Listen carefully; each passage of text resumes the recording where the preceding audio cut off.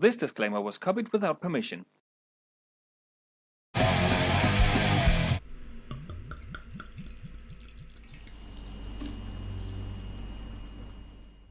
Just Corvus Cuttles, Wigglesibbers and all of the good people out there. Hopswatch here. And I'm back after a bit of a hiatus, you may say. It's been summer. I haven't had much to do, but I thought this was an opportunity to finally get to a beer that has been in my possession for, well, literally years now. I think it's about 2 years old or so.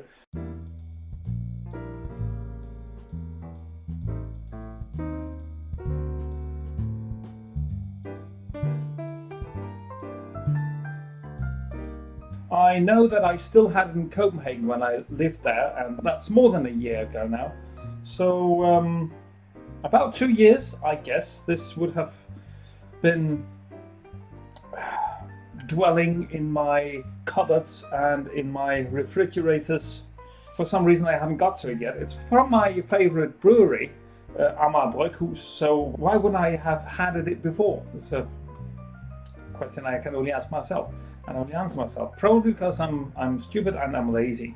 However, I will read you the little story that is on the back side, because there are always so fine and merry stories on the backs of Amager Bryghus's labels. So here goes. Just a minor detail before we start with that. There you go. Okay. So, as our history dictates, there are a lot of things that bring breweries together. Anything from guitars and axes to psychedelics, to old school surfing and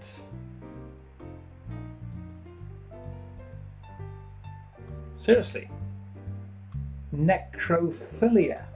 Well, it's a good thing that I'm not monetized yet, isn't it? To old school surfing and necrophilia has consolidated our friendship with other people from the industry over the years. We have even previously piped up for peace with the good people from Pipeworks, but this time around, due to anti-hippie propaganda, things have steered in another direction. A bit less tree hugging, a bit darker, and a whole lot more metal. Well, I for one don't think that being a hippie and being pro-metal are in any ways necessarily contradictory. I would actually say, on the contrary, metal and hippies go well together. Just listen to Cathedral, and you'll know what I mean. Electric Rattlesnake is our combined, and that's the name of the beer, Electric Rattlesnake, is a combined small tribute to one genre that has become elevator music around well-frequented brew houses. And that surely is common ground between us and our Chicago buddies. Music fuels life, and it is as important in our days as the coffee and beer we consume.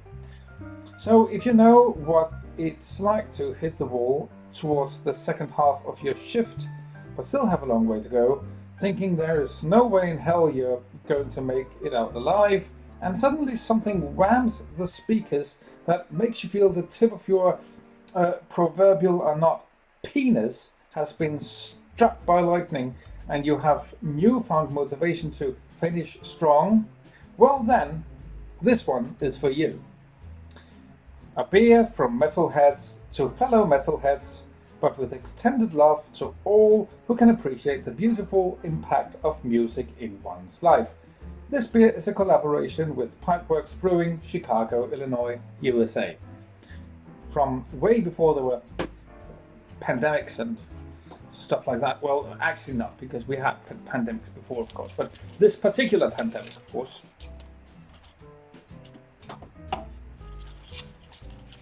It's going to be interesting. As I said, this is a vintage edition. Expiry date 2021, July. So it's still within the recommended enjoying window, I would say,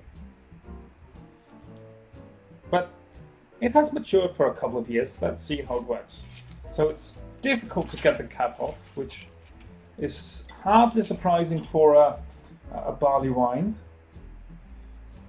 Nice yeast residue at the bottom. Oaked dark barley wine. Oh yeah, it is a barley wine indeed. Not much foam, which is typical of the genre, of the type. 9% alcohol, which is not really, which is not that much for an Amager Bryghus dark beer. They usually have 10 or more.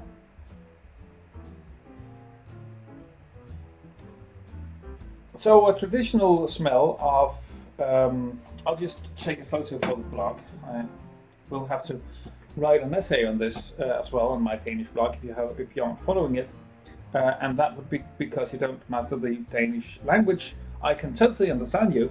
However, if you do read Danish or you read Swedish or Norwegian, I recommend that you take a look, because I've reviewed a lot of beers over the years. So it's actually the 10th year that I review beers on my blog. So go have a look. Then there is, of course, always the possibility to run it through a translation engine, but I'm afraid a lot will be lost in that. So traditional smell, kind of wineish, slightly sourish, a mixture of, I would say, of coffee and what are those small fruits called?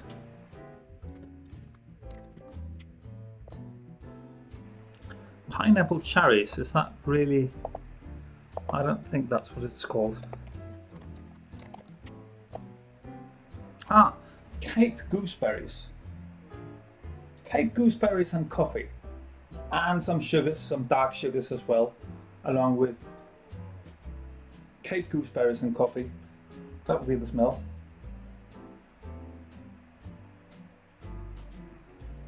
Oh, this is absolutely brilliant. Wow.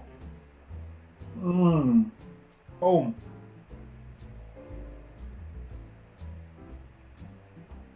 This is just brilliant.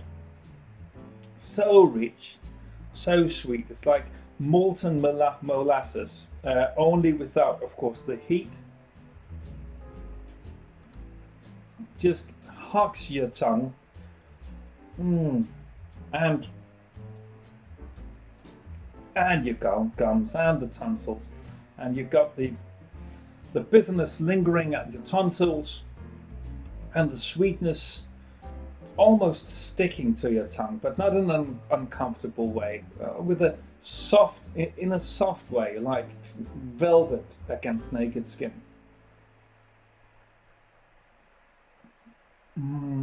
Oh, this is good.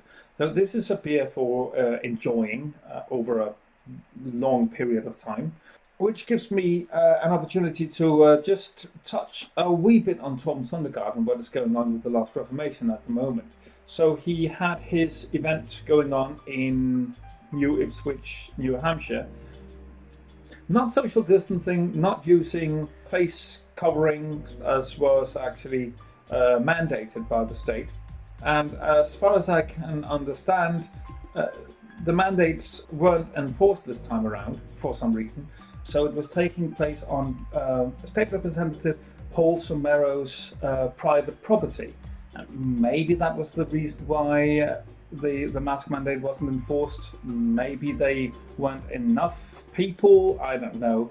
But Torben went around in one of his videos and was showing the chairs in the tents and saying, oh look, we're social distancing, and the chairs were standing right next to each other, no distancing at all.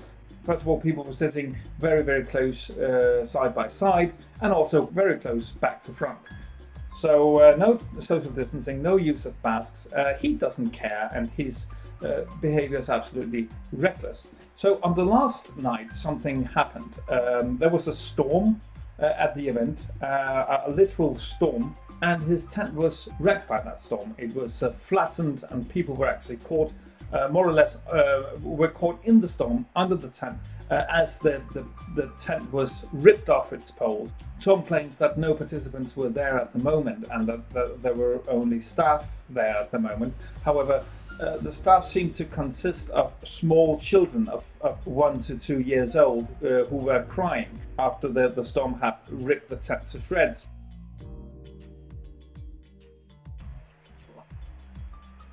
I find it strange that he's claiming that there were in the crew when there were also very, very young children. 6 people were injured. Apparently one suffered some pretty bad head injuries, but as far as I know, and Torben would be the only source of this information, there have been no permanent injury, which is of course good news. Torben was unscathed by the event, which I also think is good. I don't want him to get hurt. You might disagree, and I don't care. However, the interesting thing is, very, very shortly after this horrible, devastating event took place, Torben is, of course, once again exploiting it to expand on his narrative that he's being persecuted, not only by authorities, but now also from, well, I don't know, nature itself. And he says that it was demonic influences that sent that storm, and something about someone standing at a hilltop when the storm was taking place and looking down, and there was no window at the hilltop, but there was this terrible storm down in the valley. I am no meteorologist. I don't know if that could actually have happened, but I've heard about at least very local rainfalls, so why not? I definitely don't think there are any demonic forces at play, and you could turn it completely around if you would like to and say that it was actually God who had sent that storm to stop Torben in what he was doing, to stop his reckless behavior, which will eventually spread COVID-19 even at a faster rate than it's doing now. I, as a secular person, as an atheist, if you like, find speculations of that nature to be nonsensical. I don't know what he's going to do now. I don't know what was the next venue of his trailer park circus tour. But as far as I can see, he has no second thought. He seems more determined than ever. This is one of the problem with cult leaders like Torben. They get encouraged when they meet resistance, whatever that resistance may be. And that kind of pisses me off. Don't forget to follow my new Twitter account, where I share stories about Torben and also reveal where his next venue is going to take place. I am, as it is now at least, not making videos specifically about him anymore. I may chat when I'm doing my peer reviews, however. So, that'll be all for this time. Follow me on all other social media. There will be links in the description. Consider supporting me on Patreon. That would really help. I have an unstable working situation. I work in the fishing industry, and sometimes, which becomes more and more often, there are no fish. So, no work for me. And I would really love if I could do this on a more semi-professional basis, where I actually make money from doing these little bits. Supporting me on Patreon will not only help me do secular activism, but will also support at least what I see as positive, responsible drinking. Until next time, cheers.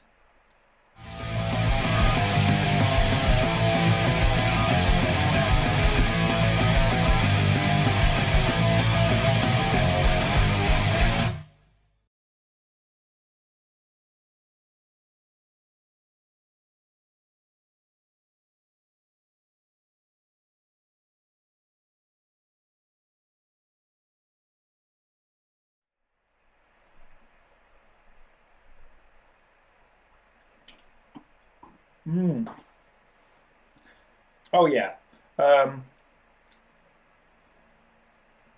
Let's give this 5.5 stars.